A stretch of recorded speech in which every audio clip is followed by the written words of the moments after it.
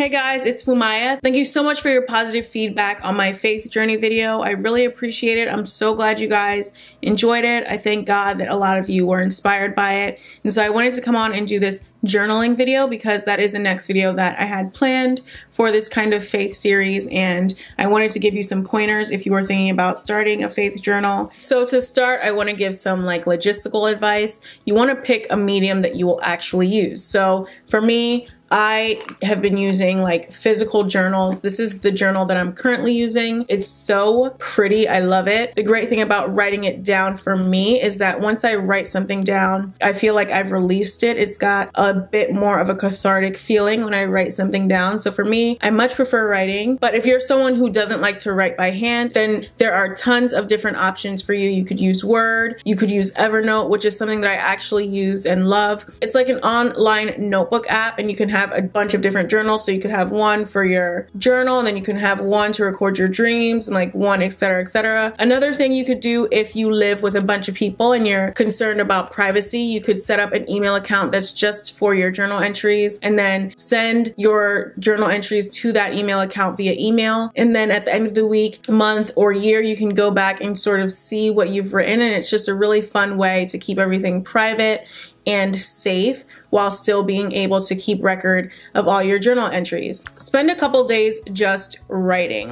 Don't try to format it in a different way. Don't feel like your journal has to read a certain way. Just do stream of consciousness writing. Write down whatever you're thinking, whatever you're feeling, whatever's on your mind, and sort of practice getting used to journaling. For me, I kind of saw it as having a new outlet to get familiar with. So each day I would just write something summary of my day, any highlights, any low points, etc. And then as time went on, I got the hang of it, sort of going deeper, using it as a meditation tool, which I talked about in my faith journey video.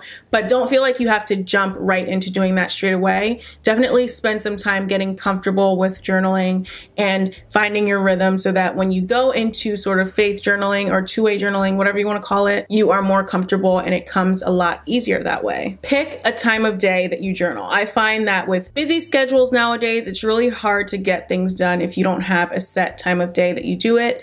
I talked about doing it first thing in the morning, and the reason why I chose that time is because I want a time before anything has happened in the day, just to set the tone for the rest of the day, to get myself in the right frame of mind and sort of start the day on the right note. This really helps me handle anything that comes my way over the course of the day. If you know that your mornings are hectic and there's no way you'll have any time, it's always great to do it at the end of the day as well. Some days I do journal at the end of the day as well if it's been a really big day, or if I just feel like I need to get some things off my chest. Journaling at the end of the day is a really great release, so you can just go to bed feeling like you've let everything go. Whichever time of day you choose, I like to pair my journaling with Bible reading at least one of those times. So in the morning is when I choose to read the Word. And so the way I do it is I pray, then I read from the Word, and then I pray again. Then I just sit with my eyes closed in silence, just listening to hear what the Spirit has to say back to me, or just meditating on the Word and thinking about how it could possibly relate to my life or what I'm going through in that season. And I find that when I meditate like that, I do often get something back. And then whatever I get back, I write it down in my journal. And this has been, again, something that's been amazing for me to do.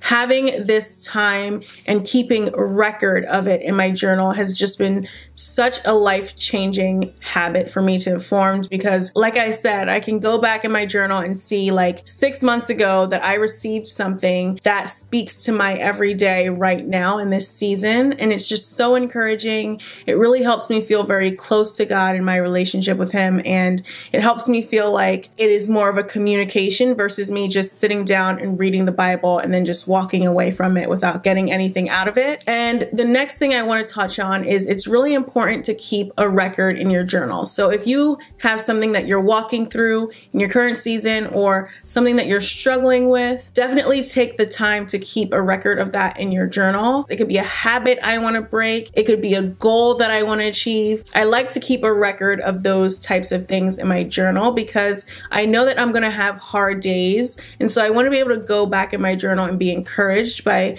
what I've come through and how far I've come, and sort of see what God is doing in my everyday life. Sometimes things happen and you forget, and you know, it's human to forget, but I think keeping a record of it is something that you're going to find is so life-changing, because you can go back and you can see, okay, like, wait, I thought I was struggling in this area so much so that I wasn't making any improvement, and then you go back to your journal and you see, no, wait, that's not true. I have improved a lot, or this has changed in my life, or God has moved in this way. So I feel like having your journal as a record-keeping element in your life is so, so powerful. Another thing I like to do with my journal is I take it to church with me, and then I write my notes down from the message in the journal. And I like having everything sort of in one place like this, because it allows me, again, to go back, look over things, and just treat this sort of like an encouragement center for me to go back to. One thing I want to tell you is to make sure that your journal is a safe place. Don't feel pressure to sort of only keep record of big things. Keep record of small things, tiny things.